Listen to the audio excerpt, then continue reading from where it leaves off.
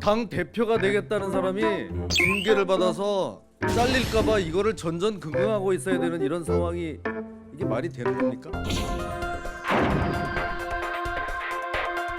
당규 이번에 그 말도 많고 탈도 많았던 당규에 또 이 해결책이 있더라고요. 당대표 및 최고위원 선출규정 제7조에 따라 징계를 유예하고 전당대회 선거일 이후 중앙윤리위원회를 소집하여 최종적으로 징계 여부 및 징계 수위를 결론 내기로 하였으며 당원 당규를 이유로 결과적으로 5.18 훼손을 묵인하는 꼼수를 부린 꼴이 되었습니다. 참으로 한심하고 제1야당 이름이 부끄럽지도 않습니다.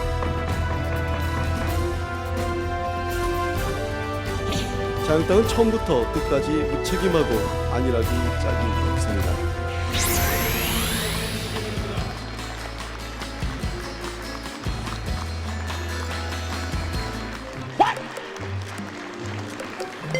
황금돼지 초콜릿 아니 다 가져가시고 황금돼지 초콜릿과 수제 초콜릿 박수로 일단 좀 축하를 해주시고 편안한 마음으로 최저임금의 인상을 결정하는 과정에서 자영업자와 소상공인들의 의견도 충분히 대변되도록 하겠습니다. 경청할 준비가 되어 있습니다. 허심탄회하게 해주시기 바랍니다.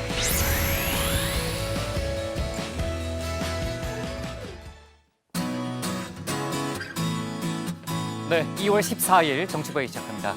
호반장, 5.18 망언 논란 관련해서요. 어제는 이제 한국당의 징계 결론이 나질 않았고 오늘 결정이 났잖아요. 근데 아까 영상 보니까는 3명 중 2명에 대해서 징계 유예 결정이 나왔네요. 네, 그렇습니다. 이종명 의원은 바로 지금 제명 결정이 나왔는데요. 네. 김진태, 김순례 의원은 지금 전당대회에 출마해 있는 상태잖아요. 네네. 근데 한국당 당원 당규에 전당대회 출마자들의 이 징계는 유예한다 이런 부분이 있어서 이 두 사람의 징계는 전당대회 이후로 미뤄지게 됐습니다. 그럼 오늘 합동 연설회에도 참석했겠네요. 그렇습니다. 그렇군요. 신반장, 아까 이제 문 대통령의 그 행사 장면을 봤는데 오늘 청와대로 소상공인들하고요, 자영업자들을 초청했죠. 네, 이 소상공인과 자영업자만 청와대로 초청한 건 이번이 처음이라고 하고요. 아, 그래요? 네, 문 대통령이 나도 골목 상인의 아들이다. 어린 시절에 맞아요? 어머니와 함께 연탄 리어카를 끌었다. 이런 일화를 소개하면서 네. 이 자영업자들의 어려움에 공감을 표시했습니다. 좋습니다. 우리 들어가서 얘기 좀 이렇게 붙어 있어요. 자, 들어갑시다. 갑시다. 네.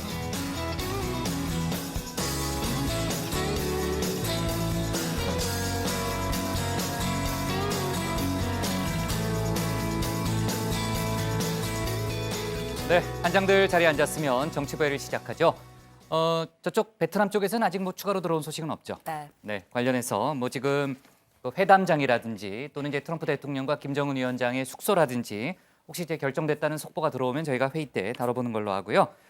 최근 에이브럼스 주한미군 사령관이 미국 의회에서 한 발언이 논란이 됐습니다. 그러니까 평화협정 체결 이후에는 주한미군 주둔이 필요하지 않을 수 있다는 취지의 그런 발언으로 해석이 됐어요. 그래서 일부 언론이나 이제 정치권에서 관련한 이제 논란을 상당히 이제 크게 키운 측면도 있는데 관련해서 미 국방부가 주한미군 문제는 북미 비핵화 대화와 무관하다는 입장을 우리 정부에 전달해 왔다고 합니다. 그러니까 평화협정 체결 관련해서 주한미군의 철수나 감축에 대해서는 논의한 바가 없고 또 계획한 바가 없다는 게 미국의 공식적인 설명입니다. 자, 당정청이 오늘 자치경찰제 도입 방안을 논의하고 그 결과를 발표했습니다. 그러니까 자치경찰을 국가경찰과 분리해서요, 민생치안, 그러니까 좀 더 구체적으로 말하면은 생활안전과 여성, 청소년, 교통 같은 것들이죠. 그걸 맡기는 게 핵심이고요. 일부 수사권을 부여하되 정치적 중립성을 확보할 방안을 마련키로 했습니다.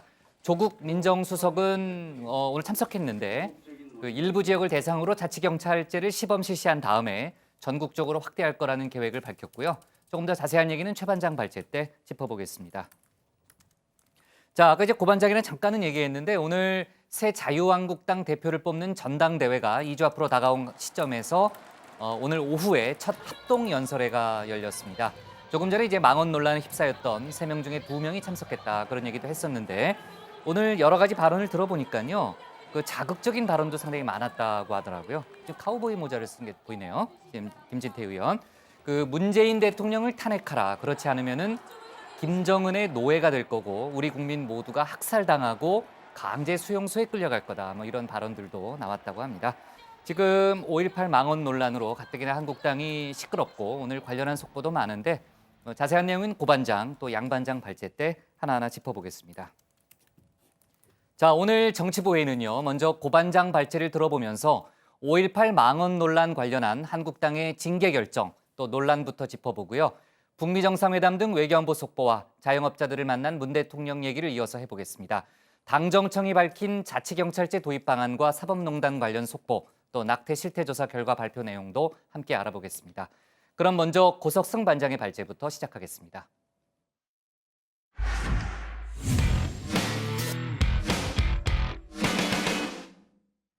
네, 자유한국당이 5.18 망언 논란 관련해서 김진태, 김순례, 이종명 의원 이렇게 3명에 대한 징계 논의 결과를 오늘 발표했습니다. 그러니까 김진태, 김순례 의원에 대한 징계는 유보하기로 했고 이종명 의원만 제명하기로 결정한 거죠. 김병준 비대위원장은 관리감독 소홀 책임을 물어서 주의 조치를 받았습니다. 해당 의원들에 대한 국회 제명을 추진하고 있는 여야 4당은 한국당의 이런 결정에 대해서 솜방망이 처벌이다 이렇게 비판의 목소리를 높이고 있는데요. 오늘 고반장 발제에서는 관련 내용을 자세하게 짚어보겠습니다. 중앙윤리위원회는 해당 의원들의 발언이 5.18 민주화운동의 정신과 자유한국당이 추구하는 보수적 가치에 반할 뿐만 아니라 다수 국민의 공분을 자아내는 심각한 해당 행위라는 데 인식을 같이 하고 이에 다음과 같이 징계를 의결하였습니다. 이종명 국회의원 제명, 김진태, 김순례 국회의원 당규에 따라 징계 유예, 김병준 비상대책위원장 주의를 촉구하고 김진태, 김순례, 이종명 의원에 대한 징계 여부, 어제 이견으로 결론을 내리지 못했던 자유한국당 중앙윤리위가 오늘 오전 회의를 거듭한 끝에 최종 결과를 발표했습니다. 내용은 앞서 들으신 그대로입니다. 김진태 의원과 김순례 의원이 징계를 면한 이유, 전당대회 후보자이기 때문입니다. 자, 이게 무슨 말이냐? 김용태 한국당 사무총장 이야기 마저 들어보시죠. 전당대회 각각 당대표와 최고위원으로 출마한 김진태, 김순례 의원에 대해서는 당규, 당대표 및 최고위원 선출규정 제7조에 따라 징계를 유예하고 자, 그렇습니다. 한국당 당규에 그렇게 돼 있었더라는 겁니다. 전당대회에 출마한 후보자는 징계를 할 수 없다는 거죠. 자, 한국당은 전당대회 이후에 다시 윤리위를 소집해서 징계 여부를 논의하겠다는 입장입니다. 당규가 그렇게 돼 있다고 하니 어떻게 하겠습니까만, 자, 그런데 이게 좀 이해가 안 되는 게 전당대회에서 두 후보가 혹시라도 당대표나 최고위원으로 당선이 된다면 자, 윤리위가 이종명 의원이 받은 수준의 징계를 이 두 의원에게도 할 수 있을까요? 자, 설령 한다고 해도 그럼 당대표나 최고위원 빈자리를 또 새로 뽑는 걸까요? 자, 벌써 일각에서는 이 김진태 의원이 당대표가 되건 또 안 되건 새 지도부가 들어서면 징계 여부 이 검토 자체가 유야무야 될 가능성이 있다, 이런 분석도 나오고 있습니다. 자, 일단 김진태 의원은 어제 이제 전당대회에 집중하겠다, 이종명 의원은 안타깝다, 이런 입장을 또 밝혔습니다. 전당대회 출마자는 징계 유예라. 자, 이쯤 되면 이종명 의원, 나도 전당대회 나갈 걸, 당대표건 최고위원이건 일단 나가나 볼 걸, 이런 생각했을지도 모르겠습니다. 자, 그런데 이종명 의원 제명 조치도 자세히 들여다보면 고개가 약간 갸우뚱해집니다. 일단 이번 이 제명 조치 의원직과는 아무 관계가 없습니다. 자, 이종명 의원이 비례대표이긴 하지만 자진 탈당이 아닌 강제 출당 방식의 제명이라면 의원직 유지할 수 있습니다. 무소속 비례의원이 되는 겁니다. 지난해 이 바른미래당 비례대표 이상돈, 또 장정숙, 박주현 의원이 이 의원직을 유지한 채 민주평화당 입당을 하기 위해서 바른미래당 측에 출당시켜줄 것을 요구한 것 한번 생각해보면 이해하시는 데 도움이 좀 될 겁니다. 자, 그리고 결정적으로 당적 제명도 사실 쉽지 않습니다. 비대위 의결까지 끝났지만 더 큰 관문이 하나 남았습니다. 이 국회의원에 대한 제명은 의원총회에서 아까 3분의 2 이상으로 의결되었을 때 제명 처분토록 되어 있습니다. 그래서 이종명 의원에 같은 경우에는 윤리위원회 결정을 이제 의원총회에 붙여서 의원총회에서 결정하도록 되어 있습니다. 네, 한국당 의원 중 3분의 2가 최소한 동의를 해야 제명이 된다는 이야기입니다. 이게 과연 가능한 건지 진행 상황 한번 지켜보도록 하겠습니다. 한편 여야 4당에선 당연히 비판 목소리가 잇따라 나왔습니다. 한국당이 스스로를 부정함은 물론 5.18의 역사적 가치와 민주주의를 부정하는 것으로 비춰질 수 있습니다. 당원 당규를 이유로 결과적으로 5.18 훼손을 묵인하는 꼼수를 부린 꼴이 되었습니다. 자유한국당에 상식이 있었다면 당직 선거를 준비하는 두 의원에 대해 출마 자격 자체를 박탈하고 이종명 의원과 같은 징계를 내렸어야 마땅할 것입니다. 자, 일각에서는 어제 이 한국당 당사 또 국회 본청 등을 옮겨 다니면서 김진태 의원 징계 반대를 외쳤던 시위가 결국 통한 거 아니냐 이런 이야기까지 나오고 있습니다. 어제 시위 이 시간에 잠깐 소개해드렸습니다만 지만원 씨 어제도 북한군 개입설 주장 계속 이어갔죠. 북한 특수군 오열이 없다고 누가 장담을 합니까? 살인기계로 훈련된 600명하고 어린애들, 노인들, 부녀자들 이게 게릴라 부대예요. 게릴라 부대의 편성이 다 그렇게 돼 있어요. 그런 걸 모르고 뭐 9살짜리 게릴라가 북특수군이 없느냐 이런 무식한 짓을. 아유, 제 소중한 발제 시간을 참. 네, 아무튼 자 어린아이들 또 어르신들도 게릴라였다 이겁니다. 그 근거 이렇게 들었습니다. 더 들어보시죠. 나는 월남에서 4년 동안 게릴라하고 전쟁을 했잖아요.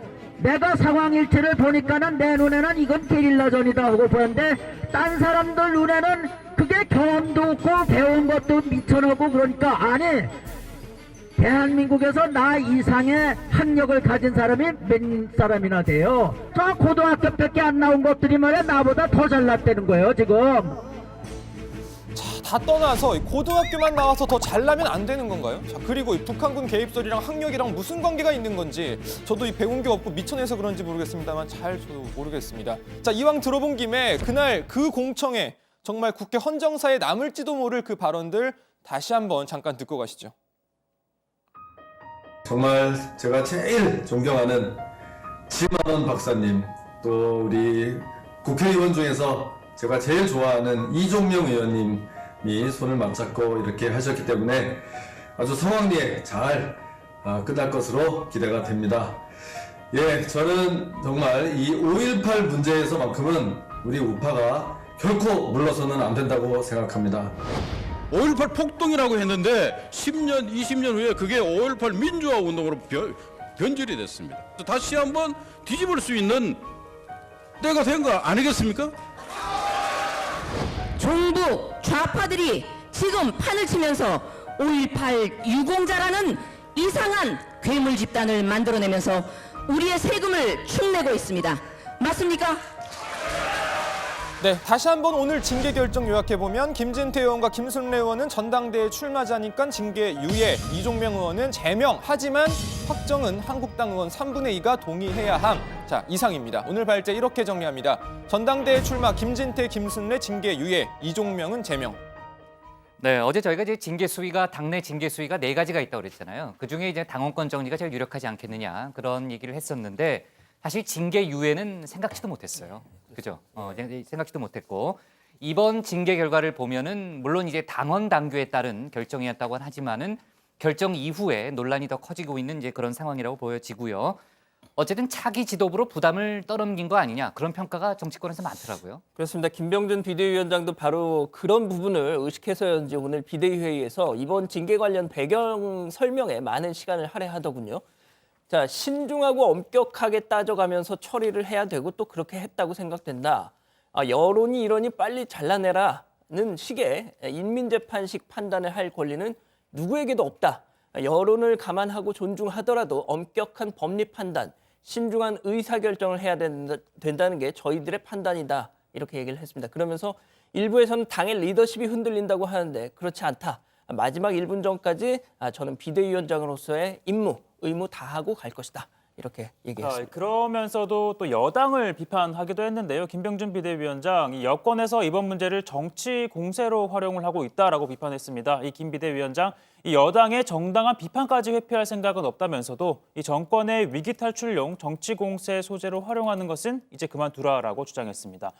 그리고 여당의 공세는 5.18 정신과는 아무런 상관이 없는 정쟁 행위다. 이런 식으로 정치를 하는 게 아니다며 과도한 정치 공세는 그만 중단하라고 했습니다. 네, 참 신반장. 오늘 이낙연 총리가요 5.18 망언 논란 관련해서 입장을 내놨던데 정부 고위 관계자가 적극적으로 입장을 밝힌 건 처음 아니에요? 네, 그렇습니다. 이낙연 총리가 오늘 국정 현안 점검 회의를 주재한 자리에서 관련 입장을 내놨습니다. 이 총리는 5.18을 광주 민주화 운동으로 규정한 것은 김영삼 정부 시절의 국회의 합의였다면서 국회 일각에서 그것을 부정하는 것은 국회의 자기 부정이 된다고 이야기했습니다. 또 그것은 국회에 대한 국민의 신뢰에 또 한 번 결정적인 상처를 주게 될 것이다. 몹시 안타깝다고 덧붙였습니다. 네. 자, 5.18 단체들의 이제 한국당 항의 방문 그리고 이제 국회 앞에 집회 이런 얘기를 저희가 많이 했고요. 또 고소 고발도 잇따르고 있는데 오늘 민주당 서른 의원 또 민주평화당 최경환 의원 등이요. 그 해당 의원들 또 지만원 씨를 검찰에 고발했나요? 고소했나요?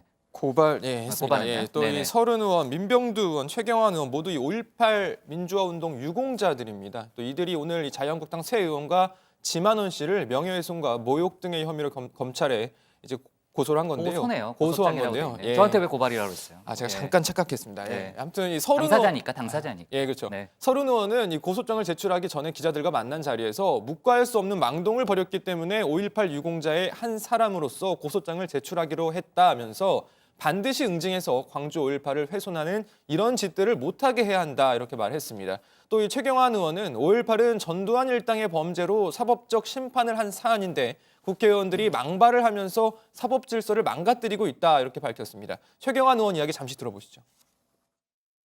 한우는 수차례 북한군 개입설을 주장해가지고 민사소송에서 패소해서 벌금을 물는 등 이런 처벌을 받은 사람인데도 이렇게 허무맹랑한 주장을 계속하고 있습니다.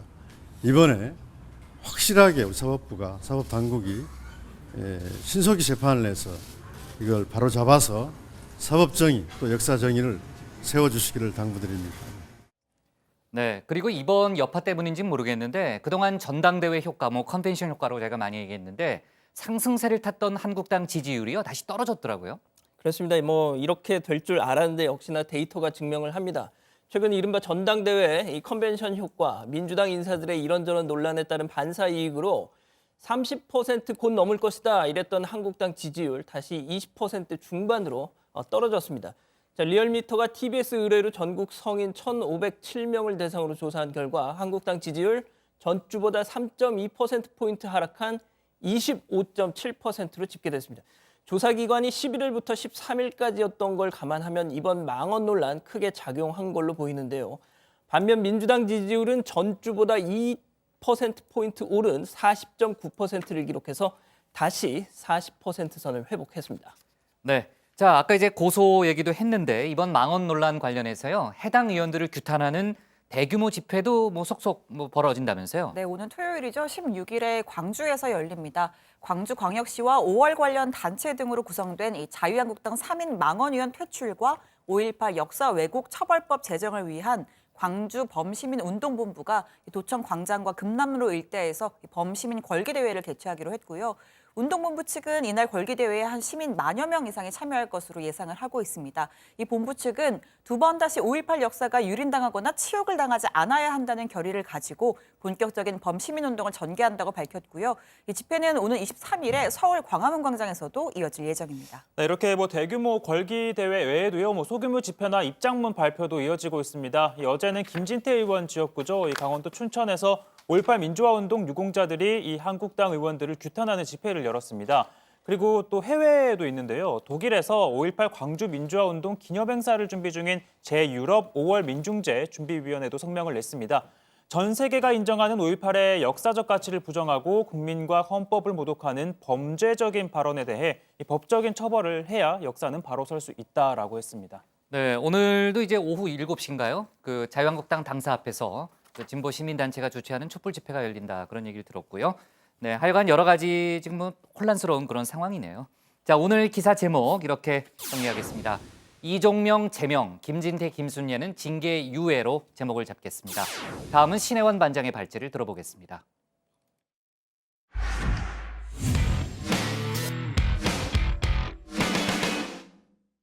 네, 어제도 저희가 이제 부산에 간 얘기를 했는데요. 문재인 대통령이 연일 경제 행보를 이어가고 있습니다.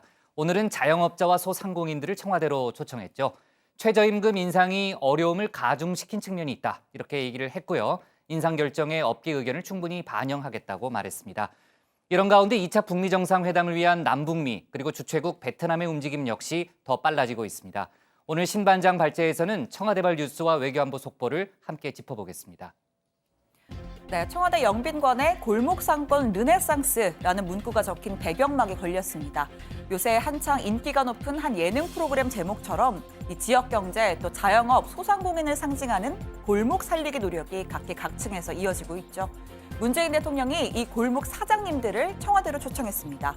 현장에서 느끼는 애로사항을 듣고 관련 부처는 답변을 준비하는 자리입니다. 먼저 문 대통령이 나 역시 어린 시절 골목 상인의 아들이었다는 말로 대화의 문을 열었습니다. 저는 골목 상인의 아들입니다. 제가 어릴 때 부모님이 연탄 가게를 하신 적도 있는데 저도 주말이나 방학 때 어머니와 함께 연탄 역할을 끌거나 배달을 하기도 했습니다.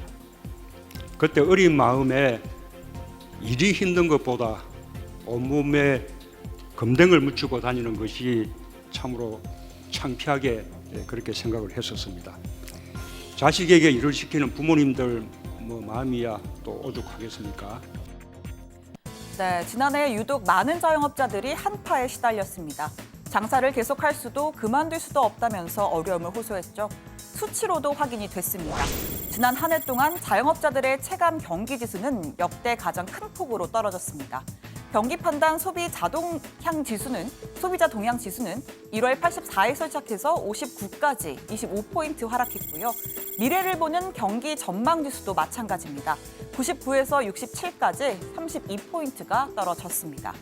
호칭은 사장님이지만 실상은 매달 벌어 매달 사는 자기 고용 노동자에 해당하는 자영업 소상공인이 대다수입니다. 자영업과 소상공인들의 형편은 여전히 어렵습니다. 이미 과다한 진입으로 경쟁이 심한 데다 높은 상가 임대료와 가맹점 수수료 등이 경영에 큰 부담이 되고 있습니다. 최저임금의 인상도 설상가상으로 어려움을 가중시킨 측면이 있었으리라고 생각합니다. 최저임금의 인상을 결정하는 과정에서 자영업자와 소상공인들의 의견도 충분히 대변되도록 하겠습니다. 실제로 오늘 행사에선 이 최저임금, 카드 수수료, 임대료, 자영업자들이 어려움을 겪는 다양한 주제를 바탕으로 허심탄회한 대화가 이어졌습니다. 자, 참고로 행사의 사회는 왠지 공무원들의 행사 사회를 봐야 할 것 같은 방송인 서경석 씨가 진행했는데요. 제과점, 중식당 등의 창업과 폐업 경험이 있는 자영업자라고 합니다.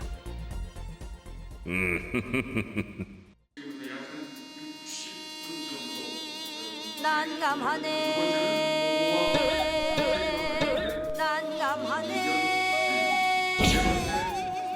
난감하네 그만! 배가 아파서 죽겠어. 황금돼지 초콜릿 아니 다 가져가시면 돼요. 황금돼지 초콜릿과 수제 초콜릿 박수로 일단 좀 축하를 해주시고. 네, 참고로 오늘이 밸런타인데이죠. 이 복장과 반장들 이따가 회의 끝나고 책상 한번 확인하시길 바랍니다. 너무 큰 기대는 마시고요. 이 참고로 한 달 뒤가 화이트데이입니다. 자, 문재인 대통령 행사 마무리 발언에선 정부가 해야 할 일이 아직도 많다고 느낀다. 늘 미안한 마음이라고도 했습니다. 또 최저임금 인상은 길게 보면 결국은 인상하는 방향으로 가야 하는 것이라면서 자영업 소상공인을 독자적 대상으로 보고 정책을 마련하겠다고 했습니다. 자, 이제는 북미 회담 관련 속보도 짚어보겠습니다. 현재 방미 중인 문희상 국회의장과 여야 대표단을 통해 북미 간 실무 협상 관련 이야기들이 하나둘씩 들려오고 있는데요. 앞서 비건 대표가 북한과 12개 정도의 의제를 논의하고 합의했다라고 밝혔죠. 특히 북한은 영변 핵시설 폐기 등에 대한 대가로 제재 완화와 연락사무소, 개성공단과 금강산 관광 재개, 또 종전선언 등 4가지를 요구한 것으로 전해졌습니다. 또 비건 대표는 2주밖에 남지 않은 정상회담에서 난제를 모두 해결하는 것은 어렵다면서 이 회담 이후에도 협상을 계속해 나갈 것이라고 말했습니다. 특히 비건 대표가 다루는 자세가 굉장히 신중하고 조심스럽게 다뤄서 서로 충분한 자기의 입장을 얘기하는 거였다면 이 다음에 다시 만난 그 고위급 회담에서는 협상을 하겠다는 그런 자세를 보이는 정도고 그렇게 상당히 신중한 태도를 보이는 걸 보고서 제가 보기에는 느낌은 괜찮겠다라는 그런 생각을 가졌습니다. 네, 국회 방미단은 얼마 전 미국 셧다운 사태로 트럼프 대통령과 맞대결을 펼쳤던 이 낸시 펠로시 하원 의장도 만났습니다. 문희상 국회의장이 선물도 건넸는데요. 자, 이거 문 의장이 직접 쓴 겁니다. 이 오른쪽에는 깨알같이 이 디어 펠로시라고 이름도 적고 멋지게 사자성어도 딱 적어서 이 족자 선물을 준 거죠. 자, 이 사자성어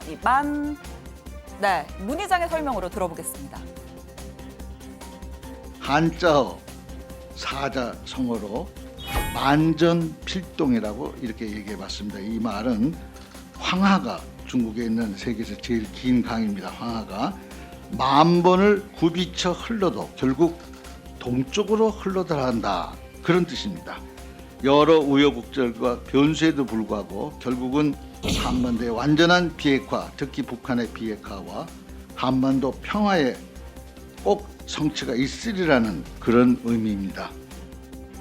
네, 물론 저도 알고 있는 사자성어였습니다. 참 좋은 의미죠. 이 북미 협상이 돌고 돌아도 결국은 본래대로 간다. 비핵화 실현될 것이다 라는 뜻입니다. 자, 그런데 펠로시 하원 의장 그 트럼프 대통령에게 조롱의 박수를 보낼 때부터 여간 까칠하지 않다는 건 알고 있었지만요. 이 워싱턴의 비핵화 회의론을 대변하듯 이런 반응을 보였다고 합니다. 나는 북한을 믿지 않는다. 북한의 진짜 의도는 비핵화가 아니라 남한의 무장 해제다라고요. 자, 아직까지 북한에 대한 미 정치권의 인식이 상당히 비판적이라는 걸 알 수 있는 대목입니다. 그런 만큼 이번 2차 정상회담에서 얼마나 실질적인 성과를 내느냐가 더욱 중요하겠습니다. 오늘 청와대 발제 이렇게 정리합니다. 문재인 대통령 최저임금 결정 자영업자 의견 충분히 대변할 것입니다. 네, 신반장이 초콜릿을 준비한 모양이네요. 그런가 고반장은 초콜릿 받아본 지 되게 오래됐죠? 저는 매년 풍족하게 죄송합니다. 예. 아, 그래요? 좋습니다. 양 반장한테 내가 차마 물어볼 수가 없어요. 자, 들어보니까 이제 청와대에서 자영업자와 소상공인만을 위한 행사를 주최한 게 이번이 처음이라고 하더라고요. 아까 신 반장이 그렇게 얘기했고요. 이제 문재인 대통령이 나도 골목 상권의 아들이다 뭐 이런 표현도 썼는데 오늘 참석한 자영업자들이 어떤 의견들을 내놨나요, 고 반장? 네, 이 문재인 대통령의 인사말이 끝난 후에 서경석 씨의 사회로 앞서 보신 것처럼 이렇게 질의응답 시간이 이어졌는데요. 주로 카드사의 수수료 문제, 또 은행권 담보 연장, 금융결제 시스템에 대한 문제점, 이런 어려움 등을 생생하게 토로했습니다. 직접 들어보시죠. 인하에 있어서 지금 카드사들이 사실 약속을 안 지키고 있는 부분들이 많습니다. 카드 수수료 협상권을 저희 자영업자들한테 부여할 수 있도록 법제화해 주시면 저희가 앞으로 더욱더 자영업을 하는데 도움이 될 것 같습니다. 대부분의 자영업자가 그렇겠습니다만 처음 창업할 때 대부분 금융권의 그 담보대출 같은 걸 통해 가지고 피처로 많이 시작합니다. 지금 은행권 같은 데서 이제 담보 연장 같은 거를 잘 안 해주려고 한다고 저희들 그 카톡방에 많이 올라오고 있습니다. 저희들이 계속 장사를 해야지만이 자식들도 키우고 또 그 돈을 벌어가 은행 이자도 갚고 그리고 저희들이 어떤 일자리 안정자금 같은 거를 저희들이 신청하고 싶어도 4대 보험 부담 때문에 사실 못하는 부분이 많습니다. 네, 문재인 대통령은 행사 마무리 발언에서 이 정부가 해야 할 일이 아직도 많다고 느낀다. 소상공인 자영업자들에게 늘 미안한 마음이다라고 밝혔습니다.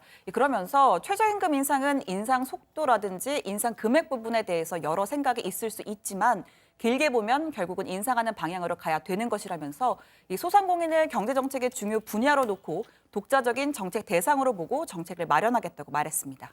네, 좋습니다. 외교안보 소식으로 넘어가 볼게요. 지금 이제 여야 대표단이 미국에 가 있잖아요. 이제 여러 행정부라든지 의회 관계자들을 만나고 있는데 특히 이제 비건 대표를 만난 자리에서 비건 대북정책 특별대표가 그런 얘기를 했다고 그래요. 이번에 2주밖에 시간이 안 남았기 때문에 모든 문제를 다 해결할 수는 없고 비핵화 시간표만 합의할 수 있다면은 승산이 있다 이런 얘기를 하면서 정상회담 뒤에도 협상을 계속하겠다 이런 얘기도 했다고 하는데 그렇다면은 장기전으로 끌고 갈 수도 있다. 뭐 그런 얘기 아니에요? 그렇습니다. 이제 2주도 채 남지 않았죠. 하노이 정상회담까지 짧은 기간에 이 세부적 합의 모두 다 이루기는 어려운 게 현실이고 또 사실입니다. 자, 비건 대표도 이 부분이 난제다라고 이야기를 했고요. 때문에 정상회담 이후에도 협상을 이어가겠다는 입장을 밝힌 거죠. 자, 1차 평양 협상에서 한 12개 정도로 의제가 좁혀졌다고도 했었는데 이 북한은 영변 핵시설 폐기 등에 대한 대가로 이 제재 완화 그리고 연락사무소 개설, 개성공단과 금강산 관광 재개, 종전선언 등 이렇게 4가지를 요구한 것으로 전해졌습니다. 비건 대표가 상당히 신중한 자세로 협상 진행 상황을 설명했다고 하더라고요. 자, 그리고 이 방미단은 낸시 펠로시 미 그 하원 의장도 만났는데요. 이 대통령, 부통령에 이어서 권력 서열 3위 자리죠. 미국 민주당 소속입니다. 그런데 이 펠로시 하원 의장이 현재 이 북미 협상 국면을 상당히 부정적으로 바라보는 듯한 발언을 많이 했습니다. 이 본인이 1990년 북한을 방문했던 경험을 이야기하면서 이 북한 주민의 가난과 비참은 상상할 수 없는 정도다라고 했는데 또 나는 북한을 믿지 않는다. 이 김정은 위원장이 원하는 것은 비핵화가 아니라 남한의 무장 해제라는 주장을 펼치기도 했습니다. 하원 의장 그 1시간 가까이 하시는 말씀 중에서도 아직도 그 고난의 행군 때의 그 분위기 이거를 자꾸 강조하시는 걸 제가 들으면서 인식의 전환이 이루어지지 않고 있다라는 그런 느낌을 많이 받아서 왜냐하면 대표적으로 작년 싱가포르 정상회담이 실패작이다, 쇼다, 쇼에 불과했다라는 그런 강력한 불신을 갖고 있기 때문에 그래서 여전히 물론 펠로시 의장은 회의적인 시각, 김정은 위원장이 핵을 포기하겠느냐 하는 그 의구심을 표시했고 또 트럼프 대통령에 대한 강한 불신 그리고 강한 비판을 가했습니다만. 네, 펠로시 하원 의장의 얘기를 좀 들어봤는데 이게 좀 복잡한 문제예요. 왜냐하면 이제 미국 의회에 전통적으로 이제 북한 문제에 대해서 좀 부정적으로 보는 시각이 존재하는 것도 사실이지만은 또 미국 정치의 문제도 있습니다. 지금 반 트럼프 정서가 상당히 좀 팽배하잖아요. 특히 이제 민주당 쪽에서 이제 트럼프 대통령의 정책에 대해서 상당히 부정적인 그런 입장이기 때문에 대북 정책에 대해서도 좀 비판적인 발언을 많이 이어가고 있는 거 아니냐 그런 해석도 좀 나오고요. 그 아까 이제 그 펠로시 하원 의장 얘기를 하면서 전에 이제 누가 발제했지? 신반장이 발제했죠. 트럼프 대통령 국정연설할 때 그때 약간 이제 박수 치는 모양, 물개 박수 그거를 얘기하면서 좀 조롱의 박수 아니냐 그런 설명을 신반장이 했었잖아요. 아, 네 그렇습니다. 그런데 신반장 발제가 아니라 양반장 발제였습니다. 양반장이 이렇게 예. 아 맞다, 양반장 발제였구나. 아, 네, 이렇게 해가지고 맞아요, 아무튼 맞아요. 예 저렇게 그 장면을 가지고 저희가 이렇게 발제를 하기도 했었는데 심지어 저 때가 이 트럼프 대통령이 초당적 화합 이런 걸 또 언급할 때였잖아요. 또 펠로시 하원 의장이 저런 아까 보신 그런 표정으로 지금 나오네요. 자 표정으로 맞아요. 박수를 치는 바람에 아주 여러 가지 이야기가 나왔었죠. 맞아요. 양반장이 저런 표정 똑같이 지어가면서 저한테 박수 쳤잖아요. 근데 양반장의 박수는 진심에서 우러나는 박수였던 걸로 저는 기억하고 있습니다. 아, 그럼요. 왜 기분이 안 좋죠, 근데? 아무튼. 네, 자 아무튼 자 현재 이 미국 의회는요, 이 민주당 즉 이 반 트럼프 진영이 장하고 있다 이렇게 볼 수 있기 때문에 트럼프 대통령의 외교 정책에도 비판적일 수밖에 없다는 거죠. 이 북한 비핵화 회의론 계속 제기하면서 이후 이 북한 관련 법안이 통과되는 걸 막을 수도 있는 겁니다. 관계 정상화를 위해서도 미 의회의 의향이 중요한 상황인데 공식적 외교 관계를 맺기 위해서는 미 상원의 과반수 참석과 3분의 2 찬성이 필요하기 때문입니다. 워싱턴 정가에서 이 비핵화 회의론이 많기 때문에 이번에 이 북한의 전향적인 조치가 나와야 된다 이런 분석이 많습니다. 네, 신반장 베트남 현지 분위기도 좀 궁금한데 북한 대사관 앞이 분주해졌다면서요? 네, 현장에 가 있는 취재진 얘기를 들어보니까 이 공사 자재를 실은 트럭 또 사다리차 같은 것들이 북한 대사관을 막 드나들고 공사하는 있다고. 모양이네요, 진짜. 맞습니다. 이 페인트 칠도 하고 건물 외부를 좀 꽃단장하고 있다고 하는데 김정은 위원장이 이 대사관에 들릴 가능성이 있기 때문입니다. 이 대사관은 최근 담장 바깥에 있는 게시판도 이 집단체조 빛나는 조국의 공연 장면, 또 고층 건물이 들어선 려명거리, 종합병원, 이 김정은 위원장이 노동당 청사 집무실에서 신년사를 하는 모습 등으로 새로 또 꾸몄다고 합니다. 김 위원장이 방문할 가능성이 높다고 봐야죠, 격려 차원에서. 그렇죠. 이 김 위원장이 지난해 6월인가요? 이 중국을 방문했을 때도 베이징에 있는 북한 대사관을 찾은 바가 있었는데요. 당시 직원들로부터 열렬한 환영을 받았습니다. 일부 직원들은 눈물까지 흘렸는데 우리 정서상은 다소 이해하기 어려운 부분도 있지만 아무튼 그때 장면 잠깐 보시죠. 저국도나 먼 곳에서 너무도 뜻밖의 최고령도자 동지를 만나 뵙고 영광의 기념사진을 찍게 된 중국 조제 성원들은 감격을 금치 못하며 눈시울을 적셨습니다. 그처럼 뵙고 싶던 경야는 최고령도자 동지를 이렇게 꿈만같이 몸 가까이 뵙게 될 줄 어찌 생각이나 할 수 있었겠습니까? 자, 이 하노이 북한 대사관 관계자들이 뭐 확인해 주진 않고 있지만 베트남 현지에서는 뭐 김창선 북한 국무위원회 부장이 뭐 하노이에 도착했다. 뭐 이르면 뭐 늦어도 이번 주 안에 도착할 것이다라는 뭐 얘기가 나오고 있는데요. 뭐 김 씨 일가의 영원한 집사라고 불리는 인물이잖아요. 지난 1차 북미 회담 때도 회담 보름 전에 싱가포르에 먼저 들어가서 뭐 의전, 경호 그리고 동선 등을 협의를 했습니다. 따라서 이미 뭐 하노이에서 베트남 정부 관계자 그리고 미국 관계자들과 뭐 실무회담에 돌입했을 가능성이 좀 커 보이는데 뭐 아직까지 취재진의 눈에는 띄지 않고 있습니다. 또 김정은 위원장이 베트남을 국빈 방문하면 수행 인원이 또 대폭 늘어나게 되는데요. 따라서 베트남 정부가 뭐 유엔의 북한 대표단 전체에 대한 제재 면제를 또 요청한 것으로도 알려지고 있습니다. 네, 하여간 정상회담장 또 이제 각 정상의 숙소 또 프레스센터가 어디에 설치될지 저희도 상당히 궁금한데 관련한 속보가 이제 들어올 거예요. 한번 좀 지켜보고요. 오늘 청와대 발제는 이렇게 정리하겠습니다. 최저임금 결정 과정에 자영업자 의견 대변으로 잡겠습니다. 다음은 양원보 반장의 발제를 들어보겠습니다.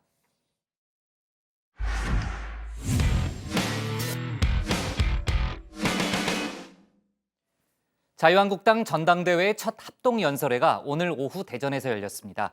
황교안, 오세훈, 김진태 후보 등 당 대표자와 최고위원 후보자 8명이 당원들 앞에서 처음으로 화력을 뽐낸 거죠. 대전, 충청 지역 한국당 당원들은 과연 어떤 후보에게 가장 열광적인 지지를 보냈을까요? 오늘 양 반장 발제에서는 관련 소식과 다른 정치권 뉴스를 함께 정리해 보겠습니다. 예, 그렇습니다. 오늘 오후 2시부터 대전 한밭체육관에서 자유한국당 대전, 충청, 호남권 합동 연설회 있었습니다. 시작부터 각 후보 지지자들 응원전 펼치면서 기세 싸움에 밀리지 않으려는 모습이었죠. 자, 연설회 시작 직전 후보자들 입장하는 장면 잠깐 보시죠. 예. 자, 황교안 후보 목에 빨간색 머플러를 둘렀습니다. 평소 점잖은 모습만 보여주던 황 후보 나름 또 변신을 시도한 것 같군요. 반면 오세훈 후보는 그냥 뭐 와이셔츠에 넥타이 좀 평이한 스타일입니다. 역시 뭐 시선 강탈 신스틸러 김진태 후보 카우보이 모자 저렇게 쓰고 나왔습니다. 이 카우보이 모자 보니까 예전에 이정현 전 대표가 전당대회 때 밀짚 모자 쓰고 나온 그 장면하고 좀 오버랩이 되는 것 같은데 그 그림은 준비가 안 됐군요. 자, 특히 김진태 후보는 이름띠도 안 했습니다. 이름띠 안 했죠? 너 나 몰라? 나 김진태야 이런 뜻일까요? 하긴 뭐 지금 대한민국에서 김진태 모르면 김 후보가 제일 싫어하는 간첩이죠. 자, 후보들 정견 발표를 이어갔는데 자, 어찌 보면 오늘 정치 입문 후 처음으로 대중연설에 나선 셈인 기호 1번 황교안 후보. 일단 저희가 이 후보들 정견 발표가 조금 전에 끝나서 이걸 라이브로 저희가 전해드릴 수가 없습니다. 자, 이 당원 동지 여러분, 지금 온 나라가 총체적 난국입니다. 문재인 정권의 경제 폭정으로 국민의 삶이 도탄에 빠졌습니다. 이런 얘기를 했고요. 자, 황교안 후보와 양강구도를 확신하면서 추격 의지를 다지는 기호 2번 오세훈 후보도 이렇게 얘기했습니다. 오세훈만이 내년 총선을 승리로 이끌 수 있다. 다른 두 후보도 물론 훌륭하지만 그러나 적어도 수도권에서는 다른 두 후보는 필패다. 이런 점을 강조했고요. 자, 당대표 후보자란 신분 덕분에 5.18 망언 관련 징계를 유예받은 때문일까요? 평소보다 표정은 더 좋은 기호 3번 김진태 후보. 자, 여러분 이 자유한국당에 그래도 김진태 있어야 되지 않겠습니까? 가끔씩 심장이 쫄깃할 때도 있지만 김진태 없으면 재미없을걸요? 뭐 이런 얘기를 했더군요. 자, 이후 진행 상황 들어가서 더 전해드리겠습니다. 자, 국회 국토위원장 자유한국당 박순자 의원 아들 특혜 논란 속보입니다. 간략히 말씀드리면 사기업에서 대관 업무하는 박 의원 아들이 엄마 방에 입법 보조원 신분으로 국회 맘대로 들락날락했다는 거였죠. 자, 그런데 내부 속사정 알아보니까 이 공직자 이해 충돌 이 문제로도 지금 번지고 있다는 거죠. 그 아들이 다닌 회사 바로 부엌 가구 리모델링 전문인 H사였기 때문입니다. 자, 엄마는 건설 관련 유관 상임위인 국회 국토위원장, 아들은 주방 가구, 주방 인테리어 건설업 하는 회사의 대관 담당. 특히 이 사업자 등록자 기준 H사의 본사는 바로 경기도 안산시 단원구, 바로 박순자 의원의 지역구였습니다. 자, 정리하면 이 H사, 본사가 있는 지역구 국회의원 아들을 채용을 했고 그 아들을 국회 대관 업무에 배치했고 그 아들은 엄마방 입법보조원으로 등록해서 국회를 언제든지 들락날락했다. 자, 자, 이거 뭔가 딱딱 맞아 떨어지는데 말이죠. 또 있습니다. 박순자 의원과 보좌진이 국회 본청 국토위원장실로 옮겨서 근무한 동안 그 아들 비어있는 회관 사무실에 자기 책상까지 갖다 놓고 본인 업무를 봤다고도 합니다. 자, 결국 박순자 의원의 국회의원 회관 426호는요, 사실상 이 H사의 국회 출장소였던 셈이죠. 안타까운 일입니다. 자, 다음 소식입니다. 오늘 하루 종일 화제가 됐던 뉴스죠. 바로 안희정 전 충남지사 부인 민주원 씨입니다. 어젯밤 11시 50분쯤에 SNS에 올린 글 때문이었는데 안 전 지사에게 유죄 판결을 내린 2심 재판부 강하게 비판했습니다. 우리 남편 잘못한 게 없는데 왜 유죄 때려? 뭐 이런 게 아니었죠. 이번 사건의 또 다른 당사자인 김지은 씨를 피해자로 규정한 게 틀렸다는 겁니다. 자, 민주원 씨는 이번 사건의 성격 규정을 성폭행 사건이 아닌 불륜 사건으로 주장했습니다. 자, 안희정 전 지사를 유혹한 김지은 씨, 그리고 그런 김 씨의 유혹에 넘어간 바보 같은 안 전 지사 때문에 이번 사건의 가장 큰 피해자는 김지은 씨가 아니라 민주원 씨 자신과 자신의 아이들이라는 거죠. 자, 공교롭게도 민주원 씨 글이 공개된 오늘 김지은 씨가 이 미투의 정치학이라는 신간 서적에 추천사를 남긴 것이 또 소개가 됐더군요. 미투는 마지막 외침이었다. 이 싸움의 끝에는 정의가 있기를 바란다라고 말이죠. 자, 다음 소식 가보죠. 네, 일왕이 위안부 할머니들 손 좀 잡고 사과하면 모든 게 끝난다라고 했던 문희상 국회의장 발언 놓고 일본 조야가 지금 혐한 발언 쏟아내고 있죠. 이런 가운데 한일의원연맹 회장인 민주당 강창일 의원, 문 의장을 향해서 무례하다고 했던 고노다로 일본 외상한테 이렇게 말했습니다. 아주 저기 무리한 발언을 했어요. 어디 남의 나라 입법부 수장 국회의장에게 무례라는 용어를 쓸 수 있습니까? 아주 고노다로라고 하는 그 사람은 아주 신뢰를 많이 범했어요. 참고로 강창일 의원은요, 도쿄대 박사 출신입니다. 자, 동아일보 도쿄 특파원을 지냈던 이낙연 총리도 가만히 있지 않았습니다. 이렇게 말이죠. 자국 내 혐한 기류에 영합하려는지 신뢰에 어긋나는 원동을 하곤 합니다. 그런 일은 정치와 외교의 근간인 신뢰에 손상을 주는 일입니다. 그렇습니다. 일례로요, 어제 이 자유민주당, 자민당의 나카야마 야스히데 중의원 발언 정말 충격적이었습니다. 일본 국회에서 조롱, 빈정, 업신여김을 듬뿍 담아서 혐한 발언을 한 겁니다. 이렇게 말이죠. 저는 일본인이라서 너무 다행이라고 생각합니다. 그런 제가 만약 한국에 태어나 대통령이라도 됐다면 사형, 체포, 자살을 했겠죠. 이런 이웃 나라를 보니 정말 걱정입니다. 저도 이 나카야마 의원이 한국인이 아니어서 정말 다행스럽다고 생각합니다. 오늘 준비한 소식은 여기까지. 네, 나카야마 마스히데 중의원이요. 그 했던 얘기, 저도 이제 보도된 걸 쭉 봤는데 황당한 얘기들이 많습니다. 그러니까 대법원 강제징용 손해배상 판결 관련해서는요, 한국은 삼권 분립이 확립돼 있다, 이런 얘기를 이제 문재인 대통령이 했는데 뭐 당연한 거죠. 근데 그 전 대법원장이 체포됐는데 삼권 분립이 뭐가 돼 있느냐, 뭐 이런 얘기도 했고요. 종군 기자나 종군 간호사라는 말은 있어도 종군 위안부라는 말은 없다, 뭐 이런 얘기도 했고, 저도 이제 마지막에 양반장이 했던 얘기에 동감합니다. 네, 나카야마 의원.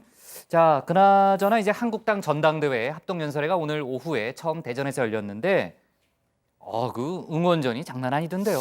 예, 그렇습니다. 저도 이 현장에서 직접 가볼 수는 없어서 가서 본 건 아니고 유튜브 이 생중계를 통해서 한번 이 전당대회 지켜봤는데요. 일단 이 방송을 통해서 전해오는 현장음만 놓고 봤을 때는 놀라지 마십시오. 정말 저도 깜짝 놀랐는데 김진태 후보 응원 소리가 가장 크더라고요. 아, 그래요? 네, 그렇습니다. 왜요?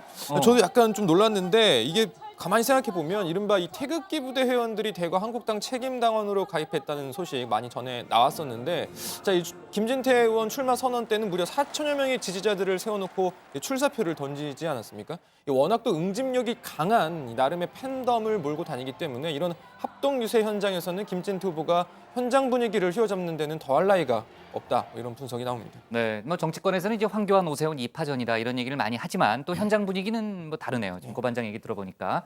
물론 이제 본인한테는 이런 분위기가 뭐 득이 될지는 모르겠어요. 모르겠지만은 당 입장에서 생각해 보면은 좀 부담스러울 수도 있는 그런 상황이잖아요.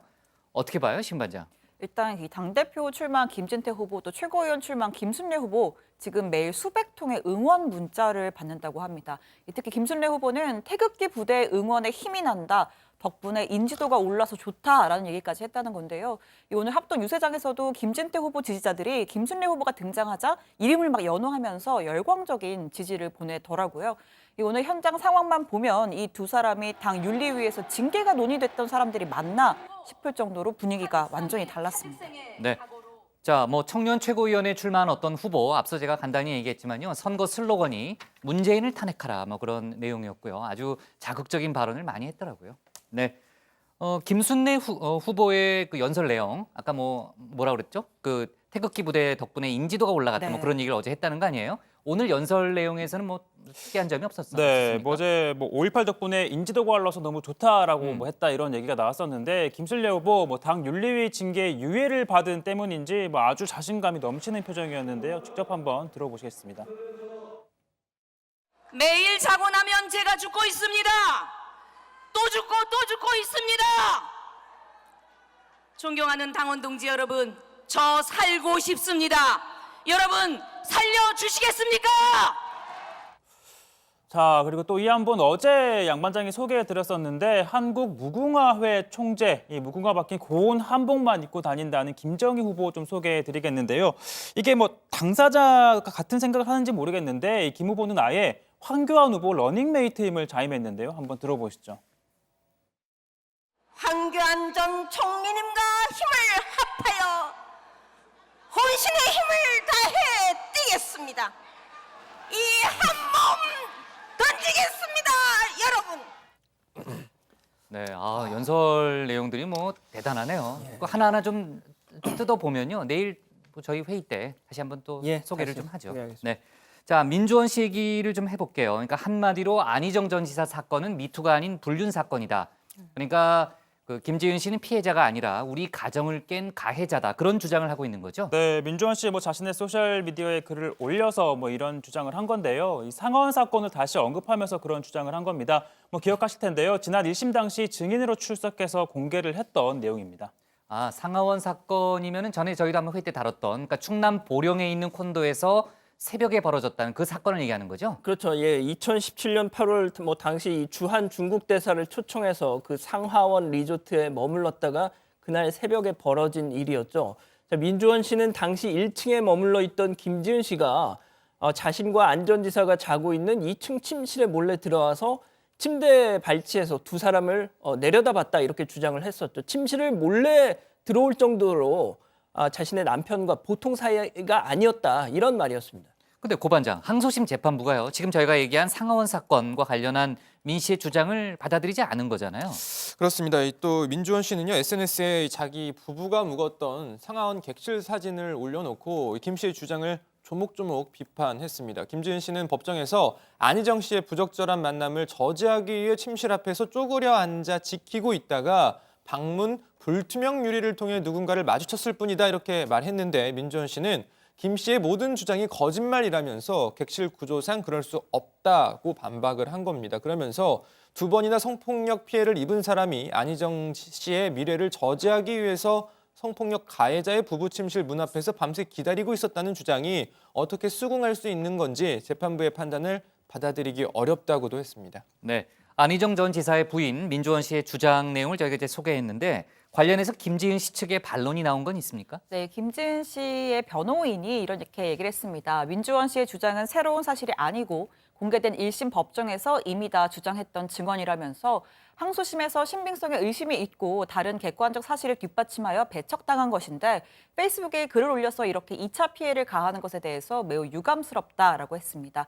항소심 재판부는 상하원 사건과 관련해서 방안에 들어가지 않았다는 김지은 씨 주장에 신빙성이 있다고 판단을 했습니다. 네. 그리고 민주당 김정우 의원이 옛 직장 동료 여성을 성추행한 혐의로 입건이 됐고 또 맞고소로 번졌다. 이제 그런 얘기가 있던데 이게 어떻게 된 맥락이에요, 최 반장? 네, 좀 전해드리면요. 김 의원의 옛 직장 동료 A 씨가 2017년 10월 영화를 보던 김 의원이 손을 강제로 잡아 허벅지에 손을 올리는 등 강제 추행을 했다면서 지난 1일 서울중앙지검에 고소장을 제출했다는 겁니다. 김 의원 행정고시 출신인데요. 2005년 기획예산처에서 이 계약 직원이었던 A 씨와 함께 근무를 했는데 지난 2016년 A 씨가 이 다른 국회의원실 비서관에 지원을 하면서 국회를 찾은 게 계기가 돼서 다시 좀 연락이 닿았다고 합니다. 네, 지금 이제 양반장, 신반장이 잡담하는 거 좀 전에 잡혔어요. 진짜요? 네. 자, 근데 이제 그 일이 벌어졌던 당시에는 아무런 조치가 없었다는 거예요, 신반장? 네, 이 잡담이 아니고 네. 제가 오늘 좀 목이 안 좋은 양반장을 대신해서 네. 이 김 의원 측의 입장을 좀 그래요? 네, 네. 소개를 하려고요. 네, 어제 이 소식이 알려지고 김정은 의원이 곧바로 입장문을 냈습니다. 영화를 보다가 실수로 손이 닿아서 즉시 사과했고 A 씨도 이를 받아들였는데 지난 2018년부터 사과를 요구하는 연락을 반복하더니 저의 가족, 지역구, 시도 의원 등에게 알리겠다고 협박했다라고 합니다. 김 의원은 현재 국회의원으로서 법적 대응이 어렵다는 점을 악용해서 지속적으로 명예훼손과 협박 행위를 반복한 게 사건의 본질이다라면서 이 A 씨가 보낸 문자 메시지의 내용과 연락 횟수를 공개했습니다. 네, 좋습니다. 관련한 속보가 더 나오겠네요. 그리고 오늘 이재명 경기지사에 대한 재판이 열렸는데 가장 논란이 됐던 그 사건 중에 하나죠. 친형 강제 입원 관련해서는 오늘 첫 번째 심리가 벌어졌다면서요? 그렇습니다. 오늘 오후 1시 50분쯤 수원지법 성남지원에 나와서 짧게 입장도 밝혔는데요. 이 사건은 어머니의 요청으로 친형에 대한 강제 진단 절차를 밟다가 중단한 것으로 강제 입원이 아닌 강제 진단 사건이다 이렇게 밝혔습니다. 정상적인 직무 집행을 두고 이렇게 법정에서 논쟁하고 형님의 명백한 정신질환을 증명해야 하는 게 가슴 아프고 안타깝다고 덧붙였습니다. 네. 앞으로 상당히 격한 법정 공방이 예상된다 이런 얘기가 나오더라고요. 좋습니다. 오늘 기사 제목은 이렇게 잡겠습니다. 한국당 전대 대전서 첫 합동 연설회로 정하겠습니다. 다음은 최종혁 반장의 발제를 들어보겠습니다.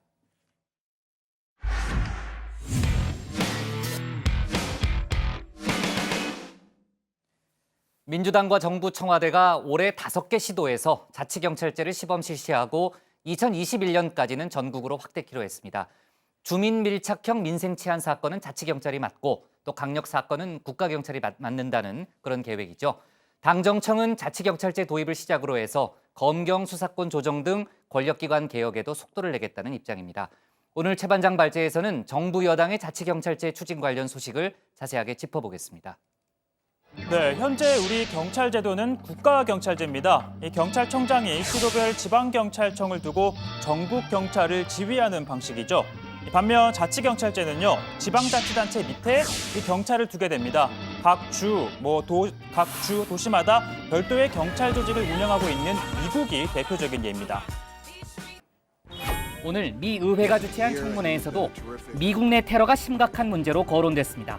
Someone can do it in their pajamas in their basement. These are the homegrown violent extremists that we worry about. 최근 IS가 뉴욕 타임스퀘어 광장과 지하철에 테러를 일으키라는 지령을 보낸 사실까지 확인되면서 뉴욕 경찰에도 비상이 걸렸습니다. The potential for them to try to come back and commit terrorist acts here are very real.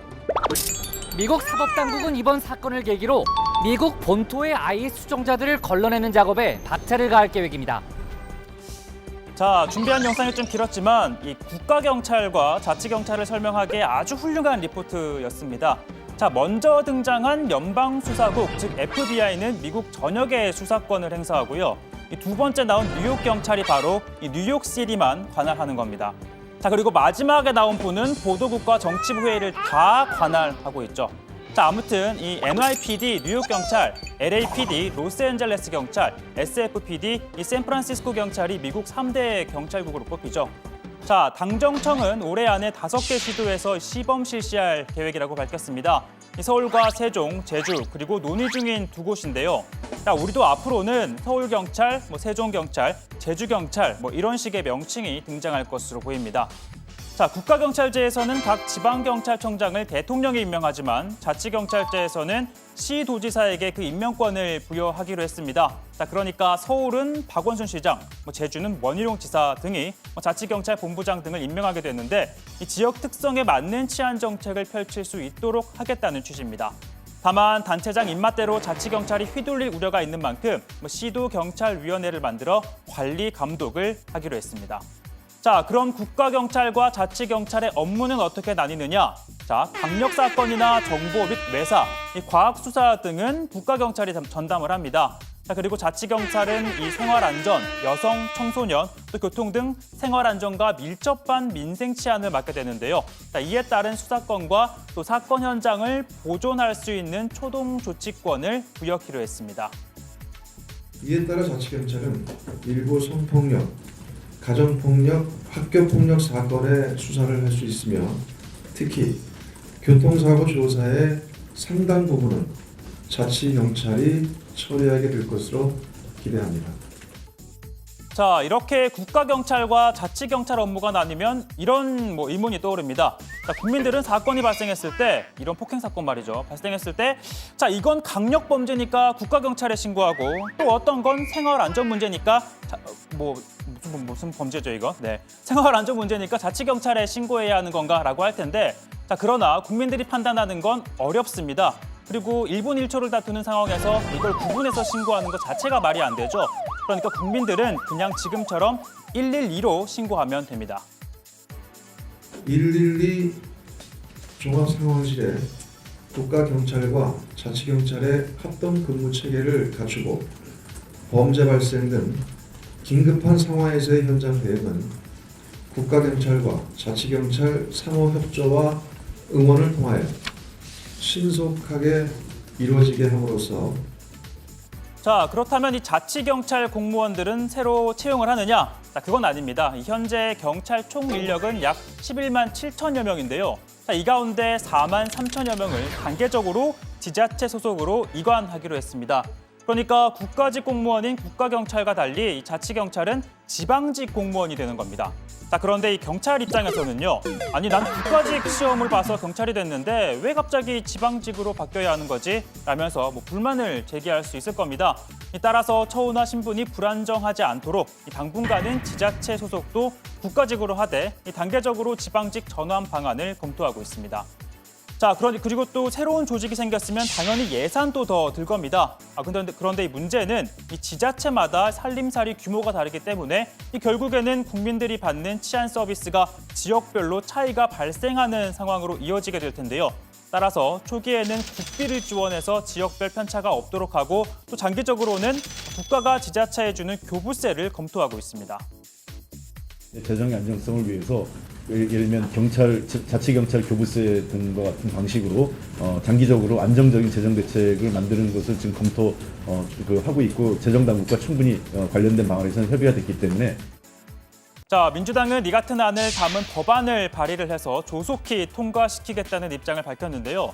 자, 이렇게 장정청이 자치경찰 도입에 속도를 내는 이유, 지방자치를 강화하겠다는 측면도 있지만 무엇보다 현재 답보 상태에 빠진 권력기관 개혁과 맞닿아 있습니다. 공수처 설치, 검경 수사권 조정, 자치경찰제 도입 등 권력기관 개혁이라는 중대한 과제를 앞두고 있습니다. 권력기관 개혁과 분권을 위해 자치경찰제 도입은 필수적입니다. 자, 이게 무슨 말이냐면요. 검경 수사권 조정에 따라 경찰이 더 많은 권한을 갖게 되면 이 경찰의 비대해진 권력을 나누기 위해 자치경찰이 도입이 돼야 한다는 겁니다. 자, 그러나 수사권 조정에 앞서 실효성 있는 자치경찰제를 요구해온 검찰은 이 무늬만 자치경찰제라면서 노골적으로 불만을 드러내고 있습니다. 자, 오늘 발제 이렇게 정리해보겠습니다. 당정청, 서울, 세종, 제주 등 자치경찰 시범 실시입니다. 네, 내일 문재인 대통령이 권력기관 개혁 회의를 주재하잖아요. 그 보고회를 하루 앞두고 오늘 당정청이 자치경찰제 도입 방안을 구체적으로 내놨습니다. 지금 최 반장이 아주 상세하게 설명을 했는데 일단 올해 안에 5개 시도에서 시범 실시를 하고 그 이후에 전국으로 확대하겠다는 그런 계획인 거죠? 네, 그렇습니다. 민주당과 정부 청와대는 우선 서울, 세종, 제주에서 자치경찰제를 시범 실시하고 나머지 2곳은 현재 논의 중이라고 밝혔습니다. 올해 내에 5개 시도에서 시범 실시를 하고 2021년까지 전국으로 확대해서 시행키로 했고요. 이 자치경찰제는 문재인 대통령의 대표적인 대선 공약이기도 한데 조국 민정수석 이야기 한번 들어보시죠.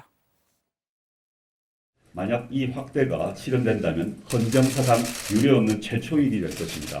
문재인 정부가 지향하는 자치경찰제는 분권의 가치와 안전의 가치가 조화와 균형을 이루는 것입니다. 주민들의 삶에 긴밀히 연결된 분야에서 지역의 상황과 현실에 맞게 창조적이고 자율적인 치안 활동을 하게 하여 분권과 안전의 가치를 조화시키고 균형을 동거하는 자치경찰제를 실천하고자 합니다. 네, 당정청이 밝힌 바에 따르면 자치경찰은 국가경찰이 담당했던 사무 가운데 주민들의 실생활에 밀착된 생활 안전, 여성, 청소년, 교통사건 등을 담당하게 됩니다. 뭐 미국과 비슷한 사례인데 아까 복국장이 잘 설명을 해주셨죠. 네, 그리고 이에 따르는 수사권과 자치경찰 사무에 대한 공무집행 방해에 대한 수사권 등을 부여해서 실질적인 사무 수행이 가능하도록 한다는 방침입니다. 네, 옛날 영상 좀 어떻게 좀 지울 수 없나? 너무 좀 헤어스타일이 헤어스타일 좀 마음에 안 들어요. 자, 그나저나 이제 자치경찰에 필요한 인력, 그러니까 단계적으로는 국가경찰에서 이관하는 방식으로 확보하겠다는 게 오늘 발표에 포함이 됐죠? 그렇습니다. 당정청이 밝힌 자치경찰 총 인력은 4만 3천여 명인데요. 신규 채용이 아니라 단계적으로 국가경찰에서 이관하겠다고 밝혔습니다. 1단계에서 7천 명에서 8천 명, 또 2단계 3만 명에서 3만 5천 명에 이어서 최종적으로 4만 3천 명을 국가경찰에서 자치경찰로 전환한다는 방침입니다. 자, 그리고 이 지자체에 소속이 되면 신분이 국가직에서 지방직 공무원으로 바뀌는 점을 고려해서 정부는 이 초기에는 지방경찰도 국가직으로 유지를 하되 단계적으로 지방직 전환을 검토할 예정이라고 밝혔습니다. 예, 특히 당정청은 시도지사의 자치경찰본부장, 자치경찰대장에 대한 임명권을 부여해서 지역 특성, 현장에 맞는 치안 정책이 펼쳐질 수 있도록 하겠다 이렇게 밝혔습니다. 또 임명권자인 시도지사의 영향력으로부터 자유로울 수 있도록 정치적 중립성, 공정성을 보장하기 위해서 시도경찰위원회를 독립적으로 설치를 하고 위원회의 관리 감독 하에 자치경찰이 운영되도록 했습니다. 자, 위원회는 시도지사가 1명, 시도광역의회가 2명, 대법원 1명, 국가경찰위원회 1명이 추천하는 방식으로 구성이 됩니다. 네, 국가경찰, 자치경찰로 일단 나뉘긴 하지만요. 뭐라 그럴까요? 긴급한 상황에서는 양쪽이 다 협조하도록 그렇게 돼 있는 거죠? 네, 국민들이 가장 먼저 찾게 되는 112의 경우에는 이 종합상황실에 국가경찰과 자치경찰의 합동근무 체계를 갖춰서 상호 협조를 통해 자치경찰제 도입에 따른 치안의 공백 사태가 초래되지 않도록 한다는 방침입니다. 특히 자치경찰 관련 법안을 새롭게 만드는 게 아니라 기존의 이 경찰법을 국가경찰과 자치경찰법으로 바꿔서 전면 개정안을 민주당에서 발의하기로 했는데 이 새로운 법안을 발의하는 방식이 아닌 데 대해서 민주당은 혼선을 방지하고 협력을 위해서라고 밝혔습니다. 이는 국가 그리고 자치경찰이 이원적으로 활동하는 데 따른 치안 현장의 혼선과 치안 불균형 발생에 대한 우려를 해소하기 위한 것으로 단일법 아래 국가 자치경찰을 함께 규율함으로써 경찰이라는 일체감을 형성, 상호협력, 협조체제가 원활히 이루어질 수 있도록 설계하였습니다. 네, 당정청이 이렇게 자치경찰제 도입에 속도를 내는 것은 사실상 검경 수사권 조정의 선행 조건이다 이렇게 보고 있는 그런 측면이 있어서잖아요. 검찰 쪽에서는 상당히 불편한 기색을 드러내고 있다면서요? 네, 민주당 홍영표 원내대표가 이런 얘기를 했습니다. 권력기관 개혁을 위해 자치경찰제 도입은 필수다라고 했는데 이 정부 여당의 안에 대해서 검찰은 부정적인 입장입니다. 국회 사개특위 의원들에 따르면 검찰은 어제 특위 소속 의원들에게 정부 여당이 추진하는 자치경찰제 도입을 비판하는 내용의 문건을 배포했다고 합니다. 오늘 당정청이 발표한 자치경찰제는 지난해 자치분권위원회가 발표한 안과 거의 동일한데 이 안에 대해서 검찰은 무늬만 자치경찰제 안이라면서 제대로 된 자치경찰제를 시행하려면 최소 경찰서 단위에서부터 권한이 이양되어야 한다라고 밝혔습니다. 그러면서 수사권 조정은 공룡 경찰화를 막기 위해 행정경찰, 사법경찰, 정보경찰 분리가 반드시 함께 논의되어야 한다라고 강조했습니다. 네, 자 사법농단 수사 재판 관련 속보를 짚어볼게요. 오늘 정의당이 탄핵을 추진할 판사 명단을 공개했다면서요? 양과장. 예, 그렇습니다. 정의당 검찰 수사 결과 양승태 전 대법원장과 공범으로 적시가 되거나 또 이 사법농단 사건에 연루된 걸로 드러난 현직 법관 10명 탄핵 소추 대상으로 선정을 했습니다.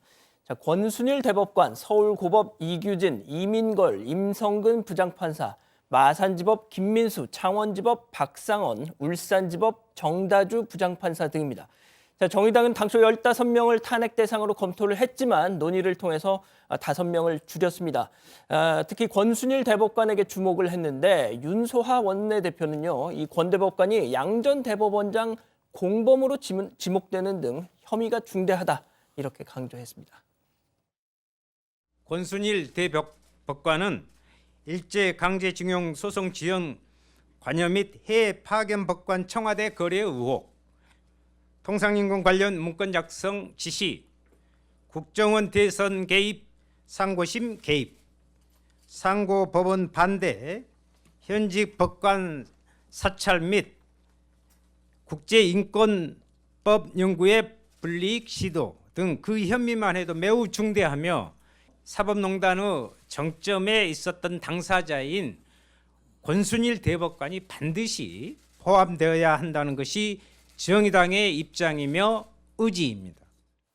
네, 민주당도 다음 주쯤 법관 탄핵 소추 명단을 공개할 예정인데요. 그동안 정의당과 탄핵 대상자와 명단 공개 시기와 관련해서 물밑 협의를 이어온 만큼 오늘 정의당이 발표한 명단과 유사할 것이라는 관측이 나오고 있습니다. 한 5명에서 6명 정도가 될 것으로 보입니다. 참고로 법관 탄핵 소추에는 국회 제적의원 3분의 1 이상이 동의해야 하고 의결은 제적의원 과반수 이상의 찬성이 필요합니다. 따라서 민주당과 정의당 외에 다른 야당의 동의도 구해야 하는 상황인데요. 현재 바른미래당과 민주평화당 일부 의원들이 법관 탄핵에 유보적인 입장이라 설득 작업이 진행될 것으로 보입니다. 네, 사법농단 수사를 그동안 비판해왔던 최인석 울산지방법원장이 어제 퇴임식을 가졌다면서요? 최 반장. 네, 어제 퇴임사에서 이런 얘기를 했습니다. 양승태 전 대법원장에 대해서 불구속 재판이 이루어져야 한다라고 했는데요. 이 후배 판사들에게 헌법 정신에 투철한 재판을 해줄 것을 당부하면서 이런 얘기를 했습니다. 그러면서 양 전 대법원장이나 이명박 전 대통령, 박근혜 전 대통령을 언급하면서 헌법에서 정한 신체의 자유, 구체적으로 불구속 재판의 원칙은 지켜져야 한다라고 했습니다. 이 같은 불구속 재판의 원칙이야말로 우리 사회가 양쪽으로 갈라져서 싸우고 있는 모든 것을 해결할 방법이다라고 주장했습니다. 그러면서 판사는 헌법을 보고 나아갈 길을 정해야지 이 콜로세움에 모인 관중의 함성을 듣고 길을 정해서는 안 된다며 이 여론몰이식 재판에 대해서도 경계의 입장을 밝혔습니다. 네. 자, 그리고 오늘 정부가 7년 만에 낙태 실태 조사 결과를 발표했는데 임신 경험이 있는 여성 가운데 20%가 낙태 경험이 있는 것으로 일단 조사가 됐고요. 물론 이제 의료계 쪽에서는 조금 더 조사가 좀 잘못됐다. 뭐 그런 얘기를 또 하고도 있더라고요. 네, 나중에 다시 한번 짚어보는 시간을 갖도록 하겠습니다. 자, 오늘 기사는요, 이렇게 잡을게요. 연내 서울 등 5개 시도서 자치경찰 시범 실시로 제목을 잡겠습니다.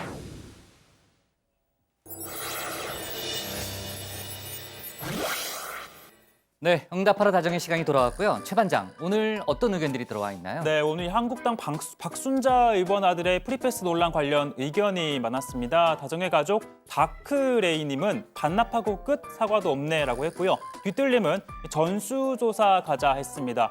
페렐로라님은 엄마 회사를 맘대로 들락날락했네라고 했고요. 그리고 퓨처송님은 여야를 막론하고 완장을 찼을 때 좀 조심하자라는 의견을 주셨습니다. 그리고 양승태 사법부가 작성한 무리야기 판사 보도에 대해서 강철리킴님은 아주 더러운 짓은 다 골라서 했네라고 했고, 박JY님은 조폭이랑 다를 게 뭐냐, 또 본인님은 열심히 일하는 똑똑한 일반 판사들이 사법 적폐들을 아웃시키지 못하면 당신들이 사랑하는 조직은 국민에게 수술당하게 된다는 댓글을 주셨습니다. 끝으로 이 복국장 관련 의견도 있었는데 이장규님입니다. 네. 복국장님 너무 잘생기셨어요. 영화배우에 도전해보는 건 어떨까요? 라는 의견을 주셨는데 놀리시는 거 아닌가요? 도전 정신 저도 적극 추천합니다. 네. 그건 이상하네. 네. 제가 추천하는 거는 네. 무술 영화 어떠신지 한번 다음번에 오디션을 한번 봐보시길 바라고요. 좋아요. 자, 네. 오늘 응답하라 다정의 여기까지입니다.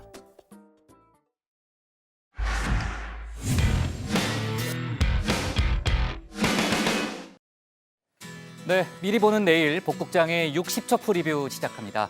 아까도 잠깐 얘기 나왔는데요. 문재인 대통령이 내일 국정원, 검찰, 경찰 개혁 전략회의를 주재합니다. 국회에서 논의가 지지부진한 검경 수사권 조정과 공수처 신설 문제를 집중적으로 논의할 걸로 보이는데 내일 회의 때 자세한 내용 소개하겠습니다. 2020년 도쿄올림픽 남북 단일팀 구성과 2032년 하계올림픽 남북 공동 유치 문제가 내일 논의됩니다. 고종환 문체부 장관, 또 김일국 북한 체육상, 토마스 바흐 IOC 위원장이 스위스 로잔에서 3자 회동을 가질 예정입니다. 그리고 5.18 망언 파문 속에 진행 중인 자유한국당 전당대회 관련해서는 내일 당대표 후보 간의 첫 TV 토론이 잡혀 있습니다. 황교안 전 총리와 오세훈 전 서울시장, 김진태 의원이 2시간 동안 불꽃 튀는 공방을 벌이게 됐습니다. 그리고 미세먼지 특별법이 내일부터 시행된다는 소식도 있는데 어떻게 바뀌는 건지 회의 때 소개하겠습니다. 오늘 저희 회의 내용에 대해서요. 의견이나 궁금한 점 댓글로 남겨주시면은 응답하라 다정의 코너에서 소개하겠습니다. 저희는 내일 오후 5시 10분에 다시 찾아뵙겠습니다. 네, 수고했습니다. 양 반장 목이 안 좋아요? 아, 예, 조금 상태가 조금 안 좋아요. 울었어요? 아니요. 아, 예. 좋습니다. 네, 고생하셨습니다.